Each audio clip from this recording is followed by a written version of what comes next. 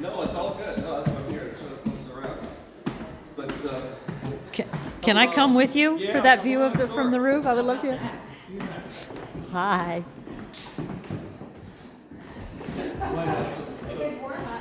Anytime you get to walk past. Beautiful to have downstairs. now we have a lot of flies up here. We haven't vacuumed yet. So. No worries. But the third floor attics right here, storage, unfinished, and here's a great view of the staircase. That's gorgeous. Ooh. Oh my God. Engineering to do it. It's just The niches now have Mr. Isaac's, we'll tell you about him in a sec, his trophies. I saw Marylanders or something. So. Yeah, in the past, more than likely, lamps or sculpture. Those niches. Thank you so much. Oh my God. I hung out for the right amount of time. Part of the original house, and one that always brings people up on the Oh, it's the best. And it's such a treat also as well. Oh my God. I like these mats.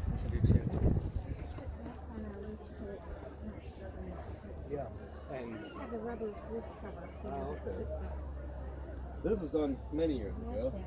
that. But so we bring folks up here this side, the other side is closed because that was our credit. Oh, beautiful. But basically you get to see the whole property this way. It's a rectangle. I can get the two of you if you want. You're awesome. Thank you. And that is the best view of the mountain. Isn't it? Do you live here? I live in Millwood. In Millwood. Okay. Yep. There you go. Thank you so much. Sure. But anyhow, so it's big rectangle. The house is sort of at the end. It goes all the way almost to Route 50, Nelson Road. And then 400 acres. It used to be 1,000 acres. Bits and pieces are sold off.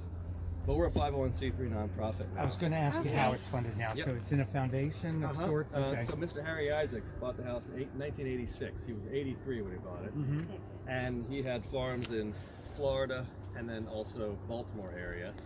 And he owned racehorses. So I think he sold one of his farms somewhere else and then bought this Long Branch and bought the courthouse steps for $1 million, I believe, and then put another $10 million into it. But basically, first thing he did was build a stable for his horses, 2 cottages either end of the property. The two-story portico on the stables that's awesome too. Yeah. And then built the garages down here, built that big barn, which is called a shed, and then renovated the whole house, and then of course put in 14 miles of fence after that. Goodness gracious, that's we really put a lot tastefully in. done.